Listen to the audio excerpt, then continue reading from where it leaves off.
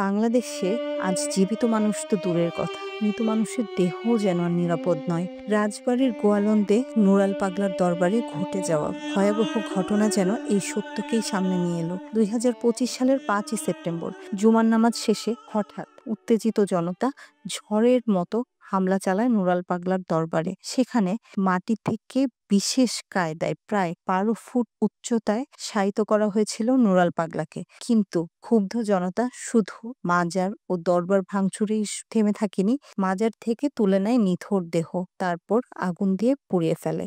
মুহূর্তেই উত্তাল হয়ে ওঠে গোটা এলাকা। নুরাল পাগলার অনুসারীরা প্রতিরোধ গড়ে তুলতে চাইলেও শুরু হয় রক্তক্ষয়ী সংঘর্ষ।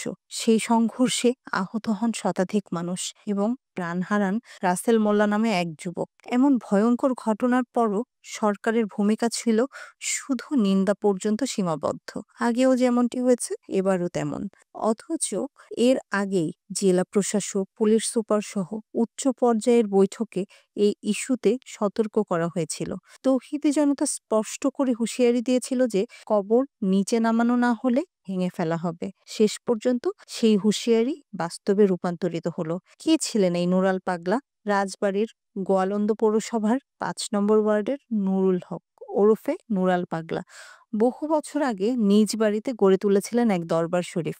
নিজেকে ইমাম মাহদি দাবি করে তিনি আলোচনায় আসেন। জনরোষের মুখে 1993 সালে একবার এলাকা ছাড়লেও পরে আবার ফিরে এসে তার দরবার পরিচালনা শুরু করেন। 2025 সালের 23 আগস্ট বার্ধক্যজনিত কারণে পরলোক গমন করেন তিনি। মৃত্যুর পর তার কবরকে পবিত্র কাবা শরীফের আদলে সাজানো হয়, যা নিয়ে উত্তেজনা বেড়ে যায়। এই ঘটনা কোনো বিচ্ছিন্ন ঘটনা নয়। গত কয়েক বছরে দেশ জুড়ে একের পর এক মাজার ও দরবারে একই ধরনের হামলার নজির তৈরি হয়েছে। 2025 সালের মার্চেই দিনাজপুরের ঘোড়াঘাট উপজেলার আফসারাবাদ অহিংসা বাবা ভান্ডারী মাজারে হামলা চালিয়ে আগুন দেয়া হয়, ভাঙচুর ও লুটপাট করা হয়। আসবাবপত্র থেকে শুরু করে কোরবানির জন্য রাখা গরু ছাগল পর্যন্ত। একই মাসে নেত্রকোনায়ও ওরসের আয়োজন ভেস্তে দেয় তৌহিদি জনতা। 2024 সালেও একের পর এক এমন ঘটনা ঘটতেই থাকে। নারায়ণগঞ্জে দেওয়ানবাগ পীরের জন্মবার্ষিকী পালনের প্রস্তুতি নিতে গেলে স্থানীয় মুসল্লিদের বাধা আর তীব্র সংঘর্ষে মাজার ভাঙচুর ও অগ্নিসংযোগ হয়। সিরাজগঞ্জের হরিপুরে ও কাজীপুরের পামনজনীতে আলী পাগলার মাজারও সেই সময় ভেঙে গুঁড়িয়ে ফেলা হয়। ফেসবুকে ছড়িয়ে পড়া ভিডিওতে দেখা গিয়েছিল হাতুড়ি, শাবল আর লাঠিসোঁটা হাতে শত শত মানুষ মাজারের প্রতিটি দেয়াল ভেঙে ফেলছে। ক্ষমতার পালাবদলের পর থেকে এসব যেন নিয়মিত চিত্রে পরিণত হয়েছে। একদিকে তথাকথিত তৌহিদি জনতার আন্দোলন, অন্যদিকে প্রশাসনের নীরবতা, ফলে আরও বেড়ে চলেছে সহিংসতা। আজ প্রশ্ন জাগে, বাংলাদেশে মৃত মানুষের দেহও কি আর নিরাপদ নয়?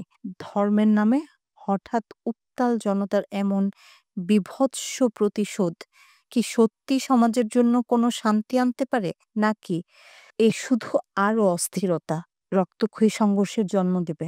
আজ রাজবাড়ির সেই দরবার ভস্মীভূত, দগ্ধ দেহের গন্ধ এখনো ভেসে বেড়াচ্ছে আকাশে।